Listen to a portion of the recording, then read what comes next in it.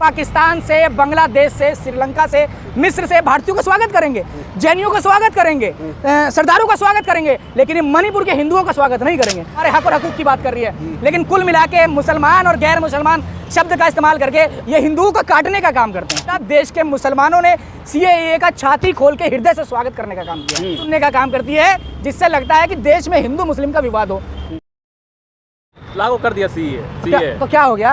लागू कर दिया तो लोग उसका विरोध थोड़ी कर रहे हैं। कौन विरोध कर रहा है? सीए कोई मुद्दा है ही नहीं। अरे सीए लागू करने से क्या होगा? लागू आप वो करिए जो आपने उत्तर प्रदेश में 4 साल बाद जो भर्ती लेके आए, पुलिस की वो लीक हो गई, उसका पेपर आप कह रहे चुनाव के बाद करवाएंगे, वो अगर आप लागू करवाते लड़कों को नौकरी देते वो बड़ा मुद्दा है। सीए कोई बड़ा मुद्दा नहीं है। इलेक्टोरल बॉन्ड को जो सुप्रीम कोर्ट जो मांग कर रहा है उसकी पारदर्शिता पूरे देश की जनता के सामने रखी है, ये बड़ा मुद्दा है। सीए कोई बड़ा मुद्दा नहीं है। ये हमेशा भारतीय जनता पार्टी वो मुद्दा चुनने का काम करती है जिससे लगता है कि देश में हिंदू मुस्लिम का विवाद हो। इन लोगों को ऐसा लग रहा है जो दिल्ली वाले बैठे हैं कि सीए लागू करेंगे तो देश के मुसलमान छाती पीटने का काम करेंगे, लेकिन ये उल्टा हो गया इनके साथ। जिस तरीके से किसान बिल लेके आए थे, ये किसान आंदोलन किसानों ने किया था, उसके बाद वो बिल वापस इनके अंदर चला गया। उसी तरीके से सीए का जब मुद्दा इन्होंने जो सोच के लागू किया वो इनको वापस मिल गया। इससे कुछ हिंदू मुस्लिम का विरोध नहीं है। देश में अमन, चैन, शांति, भाईचारा कायम था, कायम है, कायम रहेगा। मास्टर स्ट्रोक है 24 से पहले। मास्टर स्ट्रोक इनका फेल हो गया। अगर मास्टर स्ट्रोक अगर होता तो आज हरियाणा के मुख्यमंत्री इस्तीफा थोड़ी देते, आज समाजवादी पार्टी के विधायकों को तोड़ के राज्यसभा में वोट थोड़ी पाते, या जो और राज्यों में देखिए, आप उत्तराखंड देखिए, दूसरी पार्टी की सरकार गिराने के चक्कर में थोड़ी रहते हैं। इनका कोई मास्टर स्ट्रोक नहीं है। हिंदुओं से ज़्यादा देश के मुसलमानों ने सीएए का छाती खोल के हृदय से स्वागत करने का काम किया है। मुसलमान कहीं से कहीं तक कोई नाराज नहीं है। बस ये मान लीजिए कि शर्ट में एक पुरानी शर्ट थी जिसमें 5 बटन थे, भारतीय जनता पार्टी की सरकार ने 2 बटन और लगाने का काम किया, उससे हमारे लिए और फायदा ही रहेगा। उससे कोई मुसलमान कोई नुकसान नहीं। बाहर से आएंगे पाकिस्तान से, मुसलमानों को नहीं देंगे लेकिन नागरिकता, लेकिन पाकिस्तान बांग्लादेश में जो अल्पसंख्यक आएंगे, यानी वहाँ के अल्पसंख्यक यहाँ के हिंदू भाई जो आएंगे तो उनको देंगे नागरिकता। देखिए यही बात हिंदुओं को समझने की जरूरत है। ये कहीं भी मुसलमान शब्द इसलिए ला देते हैं ताकि ये सोचे कि हिंदू समाज को लगेगा कि भारतीय जनता पार्टी हमारे हक और हकूक की बात कर रही है, लेकिन कुल मिला के मुसलमान और गैर मुसलमान शब्द का इस्तेमाल करके ये हिंदुओं को काटने का काम करते हैं।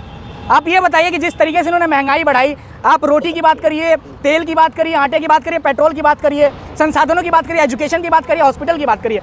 अगर महंगाई जो हिंदुओं के लिए वही मुसलमानों के लिए है, लेकिन जिस तरीके से इन्होंने बताया गैर मुस्लिम, अरे बढ़िया है भाई, हम तो चाहते हैं कि पूरे विश्व का हिंदू भारत में आ जाए। हम चाहते हैं कि पूरे विश्व का हिंदू भारत में आ जाए, लेकिन आप जो देश में हिंदू रह रहे हैं उनको तो आप रोटी नहीं दे पा रहे, देश के हिंदू युवाओं को रोजगार नहीं दे पा रहे, बाहर के लोगों को रोजगार देने का काम करेंगे। अरे मोदी जी क्यों बेवकूफ बना रहे हैं लोगों का? मुझे समझ में नहीं आता क्यों ठगने का काम कर रहे हैं आप लोग। यहाँ के हिंदू भाई तो इजराइल जा रहे हैं। मैं वही तो कह रहा हूँ, यहाँ के हिंदू भाई इजराइल जा रहे हैं नौकरी पाने के लिए, बेबस और मजबूर होके।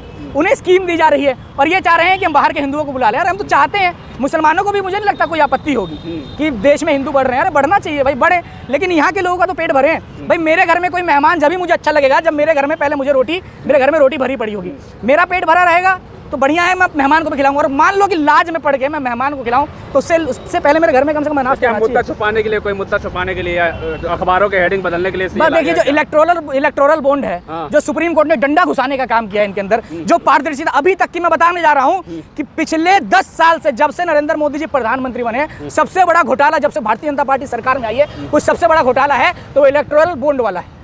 आप ये बताइए क्यों भारतीय जनता पार्टी ऐसी कौन सी राजनीति करती है जो सबसे ज्यादा चंदा उन्हीं को मिलने का काम करता है? और जो चंदा दे रहे हैं भाई इसका हिसाब दो। भाई मान लो मैं चोरी करके आया और वो पैसा मैंने किसी राजनीतिक पार्टी को देने का काम किया तो पता ही नहीं चला मैं पैसा कहाँ से लाया, चोर कौन है। भाई स्टेट बैंक ऑफ इंडिया को उसका हिसाब देना पड़ेगा और सुप्रीम कोर्ट इस पर सख्त है। मैं कहता हूँ कि जब तक सुप्रीम कोर्ट है हमारा तब तक हमारा लोकतंत्र जिंदा है। ये सारा जो बनाया जा रहा है, सीए हो गया या और कोई मुद्दा हो गया, भारतीय जनता पार्टी सिर्फ इसलिए लाने का काम कर रही है क्योंकि लगता है इन्हें कि इन मुद्दों को उठाने से जो इलेक्टोरल बॉन्ड वाला मुद्दा है वो दब जाएगा, लेकिन इस बार ऐसा नहीं होगा। लेकिन एक रेसलर थे मणिपुर के, जी, ये सीए की बात करते हैं, बाहर के लोगों को लाने की बात करते हैं। जो देश के रेसलर है मणिपुर की, वो कह रहे हैं कि मणिपुर आ जाइए प्रधानमंत्री जी, हमारा जो है भविष्य खतरे में। देखिए मैं उन रेसलर की तारीफ करना चाहूँगा जो इतने बड़े कलेजे से, इतनी मजबूती से उन्होंने अंतर्राष्ट्रीय मंच जैसे जगह पे अपनी बात रखने का काम किया, क्योंकि आज के समय में जो बड़े बड़े अदाकार हैं, कलाकार हैं, वो डर के बैठ गए हैं साहब के सपोर्ट में। तो बहुत बड़ी बात और ये सच्चाई है कि प्रधानमंत्री जी विदेश चले जा रहे हैं, प्रधानमंत्री जी बिहार चले जा रहे हैं, प्रधानमंत्री जी बंगाल चले जा रहे हैं, प्रधानमंत्री जी गुजरात चले जा रहे हैं। लेकिन जहां हमारी देश की बहन बेटियों को नग्न करके घुमाया गया, जहां नोचा गया, जहां पिछले लगभग 1 साल से मणिपुर को जलाया गया, जहां दरिंदगी का खेल हुआ, हवस के शिकार वहां की बहन बेटियों के अस्मिताओं को लूटा गया, वहां साहब क्यों नहीं जा रहे? साहब को जाना चाहिए। अगर 56 इंची हैं तो साहब जाके वहाँ लोगों की हक की बात करें। कम से कम ये तो कह दे कि मैं मणिपुर वालों के साथ हूँ, या ये तो कह दे कि मणिपुर से मेरा पुराना नाता है। जो जुमले वो हर जगह फेंकने का काम करते हैं, कम से कम मणिपुर में जाके क्यों नहीं फेंक रहे? शर्म आ रही है क्या?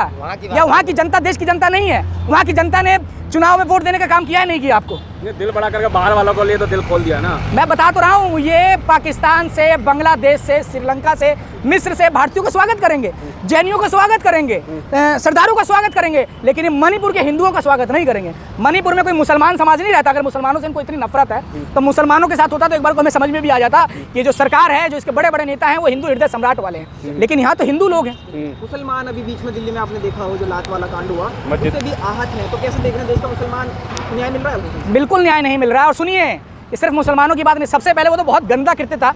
अगर मैं धार्मिक हूँ, अगर मैं हिंदू हूँ या आप मुसलमान हैं, अगर कोई भी इबादत कर रहा है, अपने भगवान को याद कर रहा है, चाहे वो सड़क पे करे। अगर मैं सड़क पे हनुमान चालीसा पढ़ सकता हूँ, तो आप सड़क पे ईद मतलब भगवान को, अपने अल्लाह को याद क्यों नहीं कर सकते?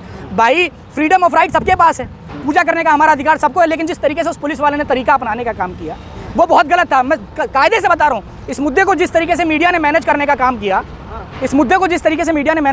अगर इसी जगह कोई रोड पे हिंदू हनुमान चालीसा पढ़ रहा होता, या कहीं रामचरितमानस का पाठ हुआ होता, और किसी पुलिस वाले ने, चाहे वो किसी जाति और धर्म का हो, अगर वो लात मार देता, तब आप देखते कि इस देश में किस तरीके से आगजनी होती।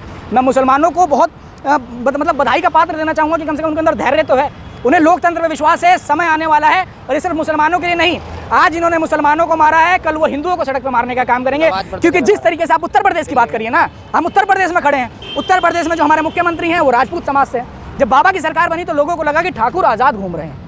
लेकिन आज देखिए, भारतीय जनता पार्टी जो चुनाव के समय अगर किसी का टिकट काटने का काम कर रही है, किसी को बेवकूफ़ बनाने का काम कर रही है, तो सबसे ज़्यादा क्षत्रिय समाज का बनाने का काम कर रही है। मैं शुरू से कहता आया हूँ, जो भारतीय जनता पार्टी है, ये ना किसी जाति की है, ना किसी धर्म की है। ये सिर्फ हमारे दो की पार्टी है, जिनके लिए आज इलेक्टोरल बॉन्ड छुपाने का काम करे, उस मुद्दों को दबाने का काम करे, सिर्फ उन्हीं 2 लोगों को बचाने का काम